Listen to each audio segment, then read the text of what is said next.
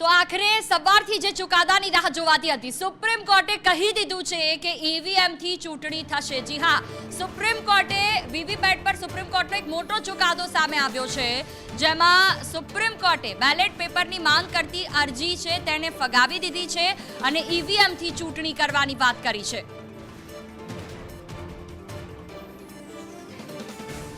VVPAT મુદ્દે supreme કોર્ટે અરજી ફગાવીને કહ્યું છે કે ઈવીએમ થી જ મતદાન થશે. સુપ્રીમ કોર્ટનું આ નિવેદન બ્રેકિંગ ન્યૂઝ મળી રહ્યા છે. હાલ ઈવીએમ થી જ હવે મતદાન થશે. મતદાન બાદ 45 દિવસ સુધી ઈવીએમ ને સુરક્ષિત રાખવામાં આવશે. વીવીપેટ પર સુપ્રીમ કોર્ટનો સૌથી મોટો ચુકાદો. બેલેટ પેપરની માંગ કરતી અરજી સુપ્રીમ કોર્ટે ફગાવી છે. વીવીપેટ મુદ્દે તમામ અરજી કોર્ટે ફગાવી.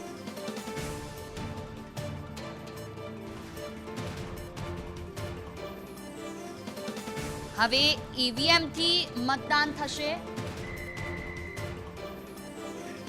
વીવીપેટ પર સુપ્રીમ કોર્ટનો આ મોટો ચુકાદો. મતદાન બાદ 45 દિવસ સુધી ઈવીએમ સુરક્ષિત રાખવામાં આવશે.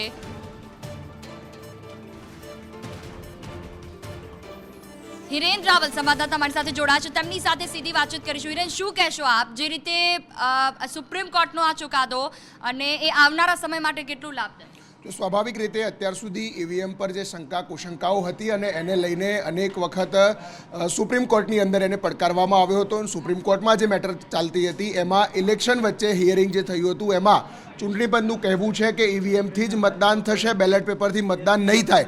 સાથે મતદાન પછી 45 દિવસ સુધી ઈવીએમ છે તે સુરક્ષિત રાખવા એ પ્રકારની પણ ત્યાં વાત અહીંયા સામે આવી રહી છે. સાથે જે વીવીપેટ મશીનમાંથી જે ચિઠ્ઠી બહાર નીકળે છે એ ચિઠ્ઠી અને મતને સાથે મિલાવવાની વાત હતી એ પણ ત્યાં ખારીજ કરવામાં આવી છે. એટલે અત્યાર સુધી જે વિપક્ષોએ કહ્યું હતું કે આમાં ક્યાં ગેરરીતિ થઈ રહી છે અથવા તો અમે મત કોઈને આપીએ છીએ અને મત કોઈને જાય છે એ પ્રકારની વાત હતી.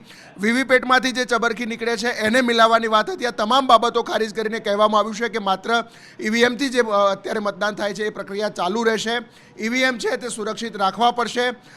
મત ગણતરી પૂરી થયા પછીનો નિશ્ચિત સમય કરવામાં આવશે કે જો જરૂર પડે તો ફરીથી એની ગણતરી કરી શકાય, જેથી કરી અને ક્યાંક શંકા કુશંકા હોય તો એનું નિરાકરણ થઈ શકે. એ પ્રકારની વાત પણ અત્યારે આ હિયરિંગ દરમિયાન સામે આવી છે. ફાઇનલ જજમેન્ટ હજુ બાકી છે, પરંતુ સુનાવણી દરમિયાન જે જજમેન્ટ અત્યારે ટિપ્પણી આવી રહી છે એના આધારે અત્યારે વાતો સામે સુપ્રીમ કોર્ટમાંથી આવી રહી છે. જોઈએ, બિલકુલ, ખૂબ ખૂબ આભાર આપનો મારી સાથે વાતચીત કરવા બદલ. તો જે રીતે સુપ્રીમ કોર્ટ કે જેમણે આ નિવેદન આપ્યું છે અને તેને લઈને વાત કરવામાં આવે તો હવે ઈવીએમ થી ચૂંટણી થશે.